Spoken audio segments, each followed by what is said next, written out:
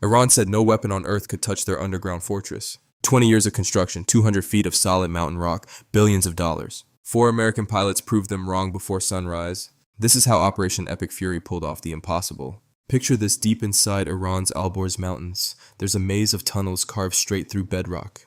We're talking miles of reinforced concrete corridors that make bank vaults look like cardboard boxes. And tucked inside Iran's entire ballistic missile arsenal, ready to launch at a moment's notice. Their game plan was honestly pretty clever: bury everything 200 feet underground where nobody can reach it. Wait for American jets to fly over, pop out, launch, then disappear back into the mountain. For years, Pentagon planners stared at satellite photos of this place and couldn't figure out a solution.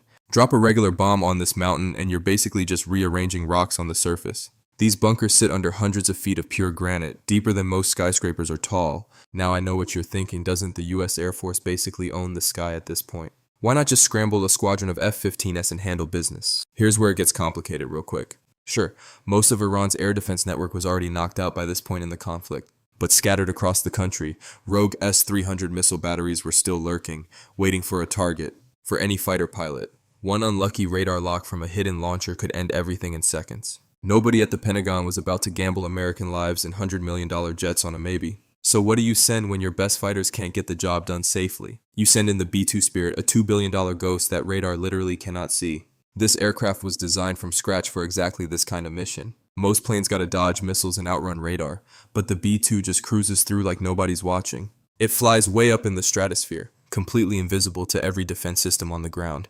Alright, let's get into how this mission actually went down. Middle of the night, 4 B-2 bombers rolled out of Whiteman Air Force Base in Missouri and headed east. That's a 6,000 nautical mile journey one way, crossing the entire Atlantic and the Mediterranean.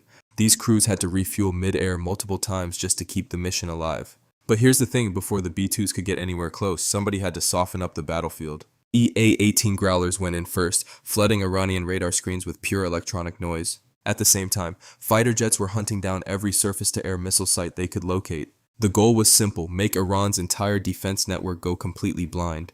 And it worked perfectly. The B-2s slipped through Iranian airspace without a single blip on any screen. Now we're getting to the actual strike, and this is where things get wild.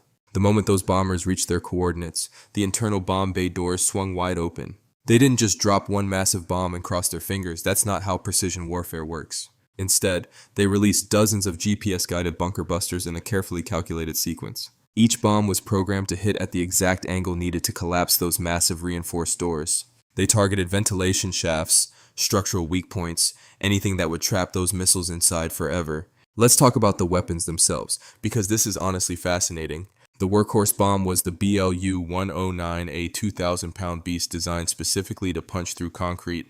But for the really deep targets, they brought out the big gun, the GBU-57 massive ordnance penetrator. This monster weighs 30,000 pounds and can punch through 200 feet of reinforced concrete before detonating. What makes the BLU-109 clever is how the ground crews configure the fuses before takeoff.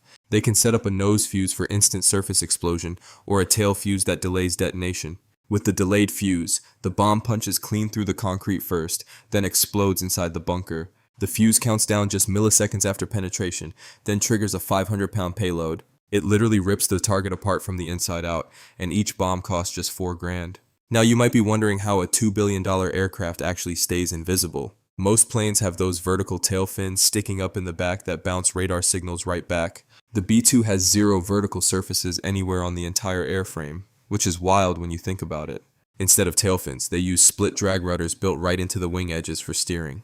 But the real magic is in the materials this thing is made of. The leading edges use fiberglass epoxy that scatters radar signals in random directions instead of bouncing them back. The main body is graphite epoxy, insanely lightweight but strong enough to handle extreme stress. And coating the whole thing is classified radar-absorbing material that the Air Force still won't talk about. Here's something that'll blow your mind about what this aircraft can actually carry. From the outside, the B-2 doesn't even look that big, kind of like a giant flying wing.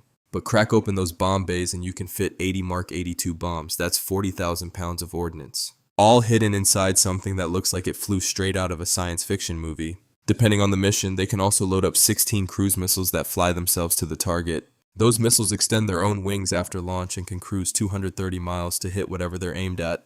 That means the bomber never has to get anywhere near the danger zone to deliver destruction. Let's zoom out and look at the bigger picture of what this operation actually accomplished. This B-2 strike was just one piece of a massive 72-hour assault on Iran's entire military infrastructure. By the time it was over, American forces had destroyed roughly 200 hardened targets across the region. Underground bunkers, missile storage facilities, command centers, nothing was safe. The precision on these strikes was surgical. We're not talking World War II carpet bombing here. Every single bomb was GPS guided with satellite precision, accurate down to about a meter.